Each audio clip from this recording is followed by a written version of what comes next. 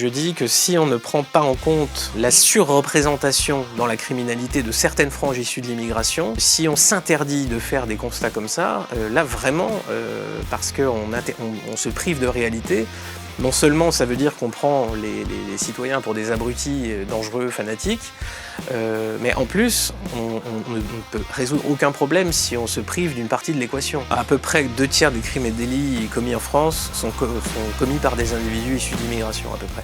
Ces grands médias, ces écrans qui nous parlent tous les jours, tout le temps, je sais plus, ça doit être 5 ou 6 heures par jour de consommation d'informations, de télévision, de radio, etc. Ces informations se substituent à notre cerveau, à notre vision du réel, puisqu'on passe plus de temps avec eux qu'avec la réalité.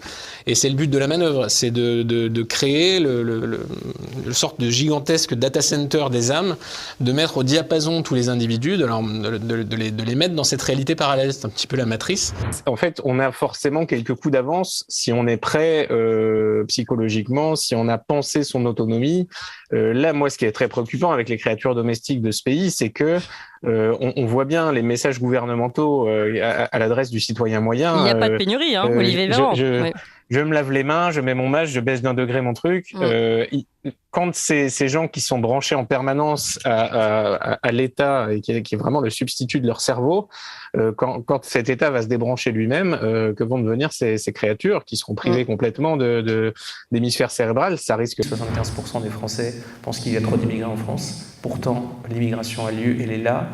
Les Français, par ailleurs, continuent à élire des individus qui pensent que l'immigration est une chance et une richesse, peut-être parce qu'ils sont extrêmement bien conditionnés par ce système.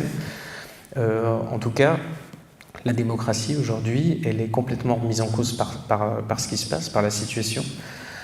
Quand les Français, quand on leur donne le choix de s'exprimer par un référendum, vous avez remarqué qu'on s'assoit remarquablement sur leur choix. Donc un référendum pour l'immigration, pourquoi pas, mais les Français le font tous les jours, ce référendum, puisque quand il y a des enquêtes d'opinion, ils font savoir très majoritairement qu'ils pensent qu'il y a beaucoup trop d'immigrés dans leur pays et qu'il est temps même d'inverser les flux migratoires, c'est-à-dire carrément de faire repartir un très grand nombre d'immigrés dans leur pays d'origine. Ça me paraît être un message clair, mais la feuille de route de nos responsables n'est pas celle-là, et encore une fois, ces gens sont tenus par leur milieu culturel, comme je disais, ce milieu socio-culturel qui les tétanise. Et même si un individu comme Macron a pu penser à un moment donné qu'il pourrait gagner beaucoup de points simplement en tenant des discours un peu fermes sur l'immigration, un peu à la Sarkozy, son entourage a dû lui rappeler qu'il ne pouvait pas faire ça parce qu'il allait se mettre à dos tous les journalistes et toute cette caste bien pensante. Et donc, il y aurait une cabale contre lui très forte qu'il n'aurait pas pu supporter. On se rend compte que la natalité des autochtones, c'est-à-dire des populations originaires d'Europe, est extrêmement basse, à peu près 1,2, 1,4 enfants par femme en Italie, en Allemagne, en France. Ce déficit démographique est pallié par cette immigration. L'ONU, c'est l'ONU qui a employé ce terme, l'immigration de remplacement, pour dire ces individus, le stock de consommateurs n'est pas renouvelé, donc il faut les remplacer. Donc il faut faire venir cette immigration. Tant pis, si elle n'est pas de la même culture, s'il y a un différentiel culturel important, si son niveau de qualification ne correspond pas à celui de l'OCDE, aucune importance. Le but du jeu est de maintenir le nombre de consommateurs, en gros. Je pense qu'un citoyen qui renonce à assurer lui-même sa propre sécurité, son intégrité, celle de ses proches, s'abandonne. S'abandonne complètement à une créature qui est l'État, qui ne lui veut pas forcément de bien. Ça se saurait. L'État, c'est un monstre le plus froid de tous les monstres froids, comme disait notre ami Nietzsche. Et si donc on abandonne cette prérogative totale à l'État, si à chaque fois on se dit oui, d'accord, ils sont en train de massacrer ta femme, mais j'attends que police secours me réponde, peut-être qu'on a raté, on a raté une occasion de s'affirmer et d'exister. J'appelle pas nos concitoyens à prendre les armes de manière illégale et faire tout ce qu'on peut imaginer, mais je pense que le conditionnement anti-armes à feu est complètement, se trompe complètement de logique. Justement, les révolutionnaires à l'époque étaient très clairs là-dessus. Chaque citoyen devait être justement apte non seulement à se défendre lui-même, mais surtout à se défendre contre la tyrannie potentielle.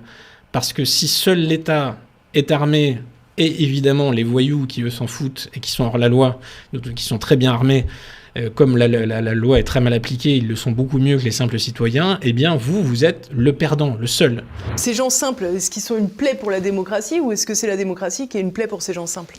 Oh, c'est un très joli mariage réussi pour le coup, parce que oui, ces individus existent qui n'ont aucun recul sur l'écran. La parole qui vient de l'écran, il y a des experts, il y a des hommes importants, les politiciens parlent bien, ils sont charmants, et ils regardent ça avec le sourire, la bave aux lèvres, et ils sont complètement happés par ça, c'est fascinant. Et de se dire que ces individus ont un droit de vote qui équivaut au nôtre, c'est assez terrible à admettre, parce qu'on se dit là, il y a un renoncement de toute forme d'intelligence, à se dire que... Ils se disent peut-être la même chose de nous. Hein. Oui, je ne sais pas s'ils se disent grand-chose, mais peut-être s'ils le faisaient, peut-être se le diraient-ils. Mais oui, non, mais c'est un procès, ce que disait Churchill. Si vous parlez pendant 5 minutes avec un électeur moyen, vous serez dégoûté à jamais de la démocratie. Et il a bien raison. La peur, des mécanismes puissants, comme je l'ai dit, le conservatisme de l'animal domestique, voteront pour le candidat qui est présenté par les grands médias comme étant le plus à même de prolonger en fait notre agonie, en quelque sorte, de maintenir une forme de continuité déprimante, mais continuité quand même. Alors qu'en réalité, pas du tout. Hein. Si on parlait du fond, Macron a le pire bilan de l'histoire de la Ve République. C'est vraiment un bilan épouvantable, mais même devant des données factuelles comme ça, tout le monde s'en fout. Parce que son image a été modelée pour survivre aux faits, aux chiffres, à toutes les affaires qu'on peut essayer de lui coller sur le dos. De toute façon, il incarne cette continuité dans les esprits domestiques, dans les esprits des boomers qui ont envie que leur retraite continue à être payée, etc., etc. Et donc ces gens vont voter. Et qu'on s'abstienne ou non, je ne pense pas que ça changera grand-chose. Si l'abstention était vraiment très forte, ça remettrait en cause la légitimité de l'élection, évidemment. Mais même ça, il faudrait déjà qu'elle atteigne des sommets. Et plus l'abstention est importante, à la limite, plus le protestataire va avoir tendance au contraire à voter, en se disant il y a une fenêtre de tir.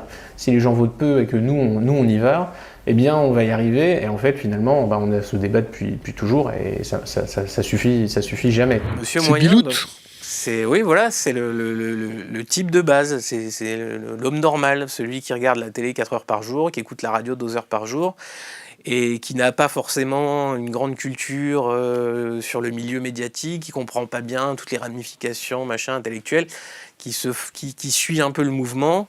Et lui, il est objectivement, il a envie de dire que cette immigration, ça l'inquiète, mais il ne le fait pas. Parce qu'il sait que dans un repas de famille ou dans la rue ou avec ses collègues, il peut se faire latter par un clone d'Émeric Caron qui va lui dire « vous êtes raciste », etc. Et ça le terrorise. Et il a raison, parce qu'on a tous quelque chose à perdre, et notre situation sociale est très importante. Notre plus grande peur de mammifères est d'être exclu de notre groupe, l'ostracisme. Donc on a tendance à émettre des opinions modérées et conformes, surtout sur des sujets aussi casse-gueule que l'immigration. Moi, l'assimilation n'a jamais été ma valeur cardinale. Évidemment, à dose extrêmement homéopathique, il y aurait même pas la question ne se poserait même pas. On ne serait même pas la peine de parler d'assimilation, de quoi que ce soit.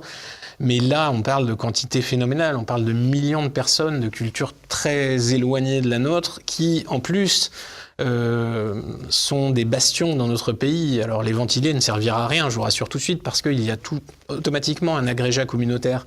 Donc ces personnes sont là, elles parlent leur langue, elles ont leurs coutumes, elles sont financées par les aides, par le trafic, par tout ce qu'on peut imaginer, et elles sont complètement coupées, en rupture avec notre monde. Ce sont des sortes de petits agrégats parallèles. Donc, évidemment, c'est pas un pays, on peut pas faire un pays avec ça. C'est d'ailleurs... les seuls arguments pour nous vendre cette immigration, c'était ils vont payer vos retraites. On voit bien que les retraites sont parfaitement pas payées et qu'il faut encore les rallonger. Ils vont faire les travaux dont les Français ne veulent pas. On voit bien que tous les secteurs qui sont en souffrance depuis des décennies le sont toujours autant.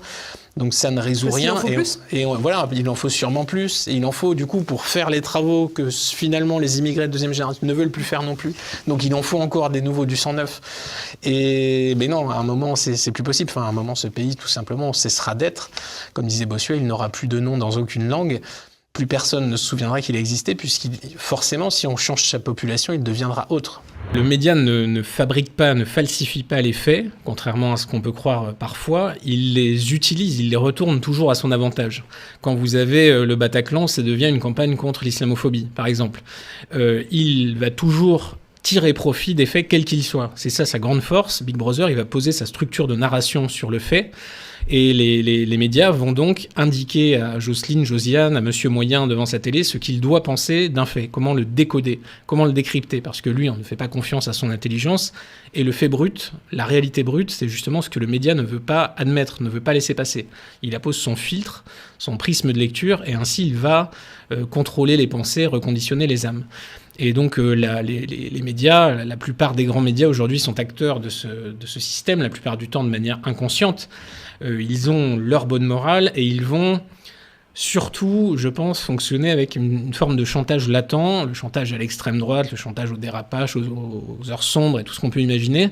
À savoir que si vous n'adhérez pas à ces éléments de langage, par exemple, je ne sais pas, l'insécurité et le fait de la pauvreté, de l'exclusion, des individus qui sont parqués, malheureux, etc., et qui se vengent contre un racisme systémique, si vous n'adhérez pas à ça, va peser sur vous la menace d'excommunication sociale. Vous allez être désigné, vous allez être exclu, vous allez être quelqu'un de mauvais, stigmatisé et donc mis à l'écart. Et les Français ont tous des choses à perdre, ils ont des amis, ils ont un travail, ils ont une famille, et ils n'ont pas envie de subir ça.